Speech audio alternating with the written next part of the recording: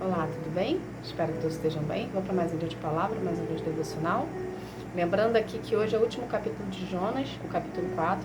Então a gente vai estar aqui encerrando Jonas e amanhã a gente vai estar em outro devocional, um outro livro que Deus vai nos mostrar e eu espero você aqui amanhã para a gente dar continuidade, tá bom? Então abra a tua Bíblia em Jonas capítulo 4, a partir do versículo 1 que a gente vai estar lendo. Vamos daqui primeiro estar convidando Deus, Jesus e o Espírito Santo conosco.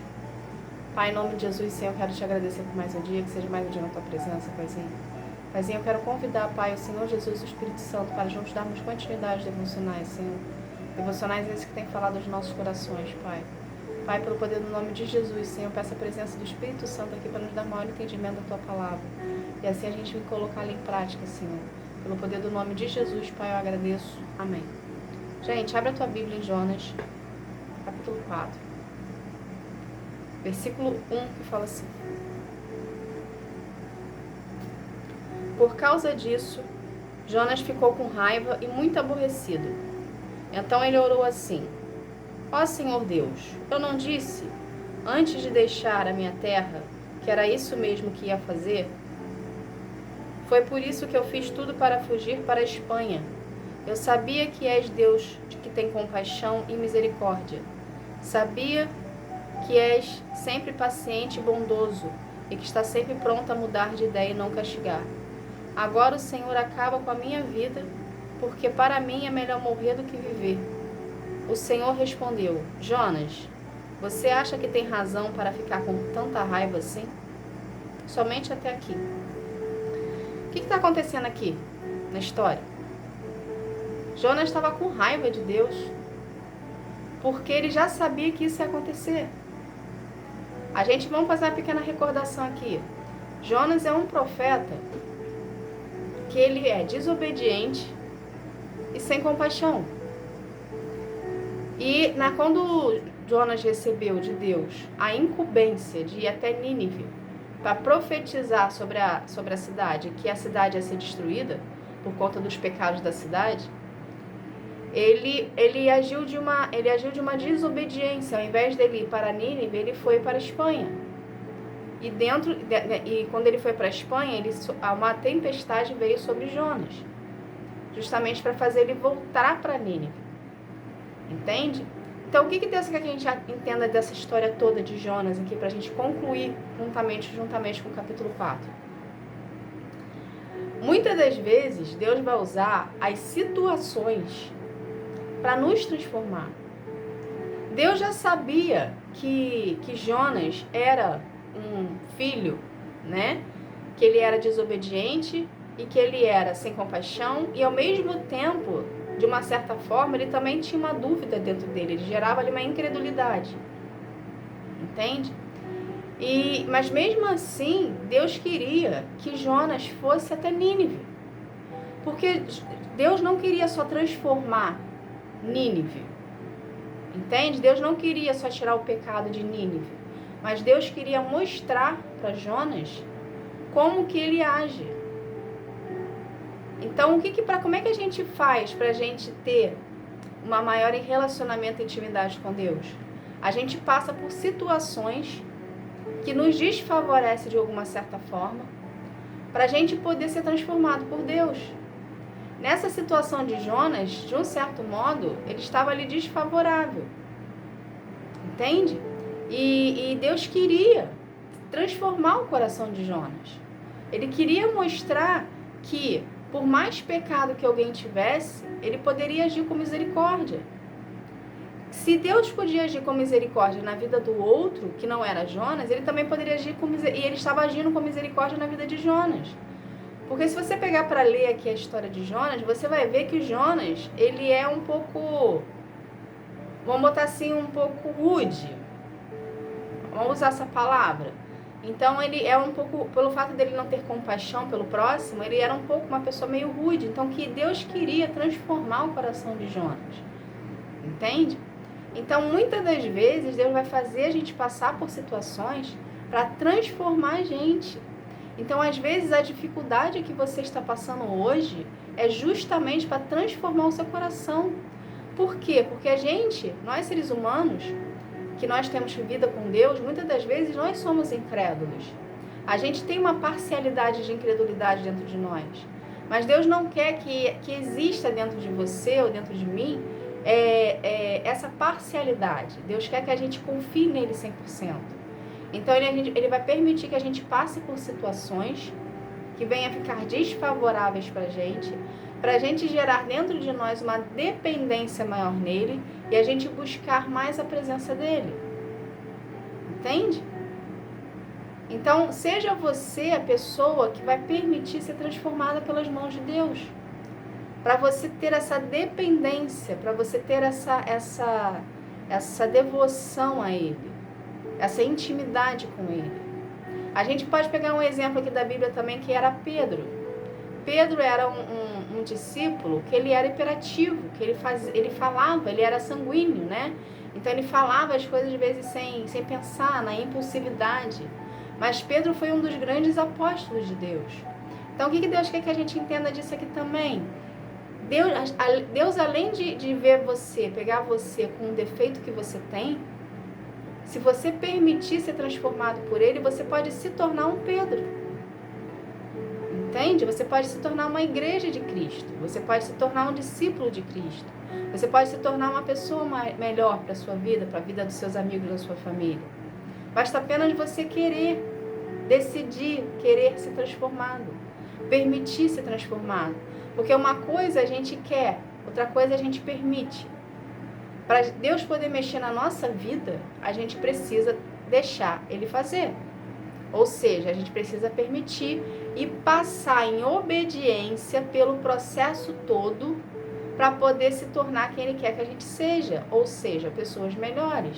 Então, o processo que você está vivendo não é só para você alcançar a promessa, os milagres, os planos de Deus para a sua vida.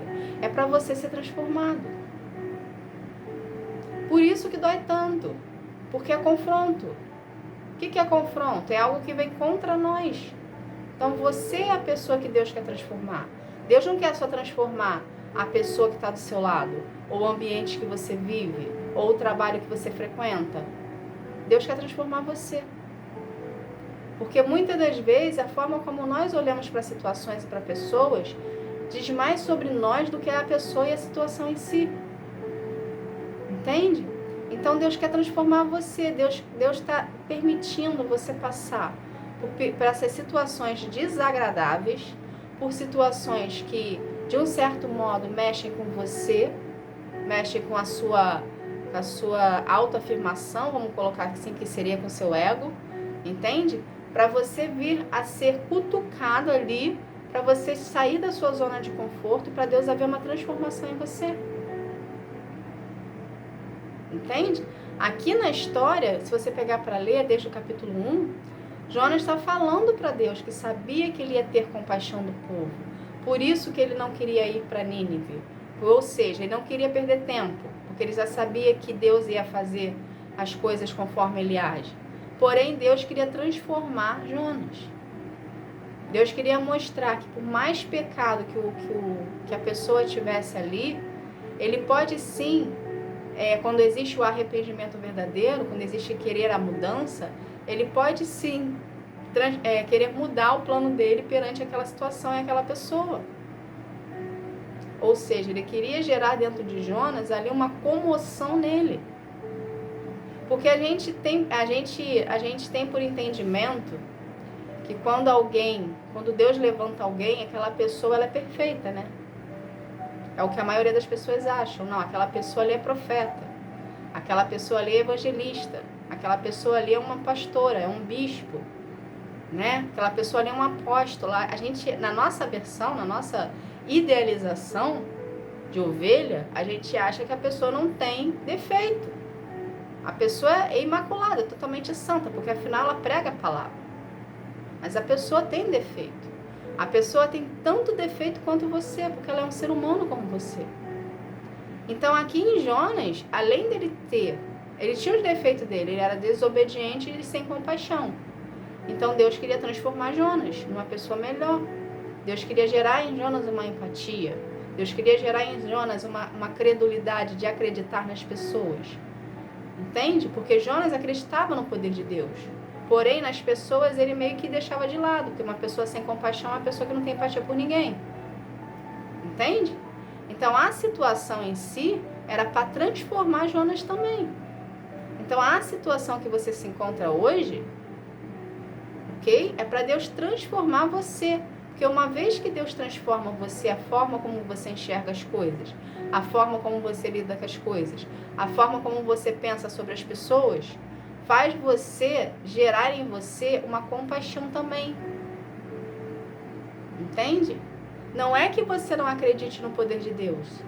Não é que você não ache que Ele não pode ter o poder de mudar a sua vida, a sua história, ou de você receber a promessa. Mas muitas das vezes dentro de você existe uma parcela de incredulidade que talvez as pessoas à sua volta possam mudar. Entende? Só que a mudança primeiro começa dentro de nós. Se a gente não mudar, ninguém muda.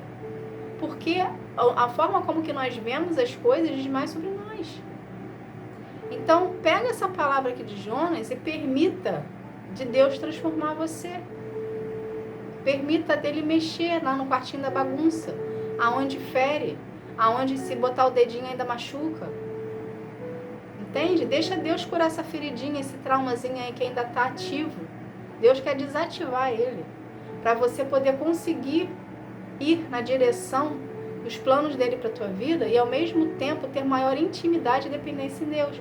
Porque tudo que a gente passa nada mais é para a gente aprender a ter intimidade com ele. Quando a gente vive pequenos milagres com Deus no dia a dia, é para a gente reconhecer a soberania de Deus na nossa vida. É para a gente reconhecer o poder dele. E a gente baixar nossa crista. Porque todos nós temos o ego inflamado. Enquanto a gente não passa por situações que venham abaixar a inflamação do nosso ego, a gente continua ali naquele nível de soberba. Entende? Então, todos nós temos uma parcialidade, sim, de incredulidade, uma parcialidade, sim, de soberba dentro de nós. E Deus quer tirar isso da gente. Então, a gente precisa permitir que Ele mexa, que Ele transforme. E como que a gente faz isso? Buscando a Ele no secreto, desenvolvendo um relacionamento com Ele, fazendo leitura da palavra, colocando em prática o que a gente lê na palavra, a teoria, na nossa vida. Porque se a gente não praticar a palavra, não existe transformação. E você continua sendo a mesma pessoa. Aí você vai ser aquela pessoa religiosa, que conhece a palavra, que sabe a teoria, que vai na denominação há trocentos anos e não existe mudança em você porque você não permite ser transformado por ele. Ou seja, você é um crente que não está liberto. Entende? Você é um crente que acredita em Deus, que sabe a teoria, que é religioso, porém não existe transformação em você. Você não está liberto. E para a gente viver tudo de Deus, a gente precisa estar liberto. Porque a forma como a gente entra, a gente sai totalmente diferente. A gente precisa entender que a denominação, muitos veem ali como um local que a gente possa ir, escutar a palavra e sair. Mas a denominação nada mais é que um hospital de almas que estão doentes, que precisam de ajuda. Entende? Então comece a enxergar a denominação que você escolheu seguir como um hospital. Todas as pessoas ali dentro estão doentes de alguma certa forma, precisam de alguma coisa. Então é você, na sua intimidade com Deus, que vai curar o que você precisa. Porque somente Ele tem esse poder. Não são os membros da denominação, é Deus que transforma você. Então, uma vez que você busque Ele na sua individualidade, você vai ver a transformação em você. Você vai se tornar uma pessoa melhor. E Ele vai te encaminhar para os planos que Ele tem para ti. Entende? Então, resumindo tudo aqui, tudo acontece mediante o relacionamento que você desenvolve com Ele, na sua intimidade, na sua individualidade, permitindo vivenciar a prática da palavra, da teoria que você tira da Bíblia. Relacionamento, intimidade. Entende? Então só depende de você querer ser transformado e dar o primeiro passo de fé em direção à sua cura e libertação. Tá bom? Essa foi a palavra de hoje. Vamos estar aqui fazendo uma oração para a gente estar encerrando esse momento. Vamos lá? Pai, em nome de Jesus, Senhor, eu quero te agradecer por essa palavra, Paizinho. Obrigada, Senhor. Obrigada por nos mostrar que muitas das vezes a solução do nosso problema está diante dos nossos olhos, a gente tenta buscar em lugares que não são para se buscar, e cada vez mais estamos nos afastando de Ti. Senhor, dê a nós corações mais obedientes à Tua palavra e querer buscar mais a Tua presença, criando assim, gerando assim uma dependência no Senhor, Pai. Pai, pelo poder do nome de Jesus, eu quero consagrar cada vida aqui a Ti, que cada vida venha ter um real encontro contigo, um encontro que sara, que transforma, que cura, que liberta. Que cada vida, Senhor, venha ser com um contigo, Espírito em verdade, Pai. Paizinho, pelo poder do nome de Jesus, Senhor, eu agradeço. Amém. Gente, obrigada. Que Deus abençoe a sua vida. Que você venha ter um dia, uma tarde, uma noite espetacular na presença de Deus. Tá bom? Fica na paz. Tchau, tchau.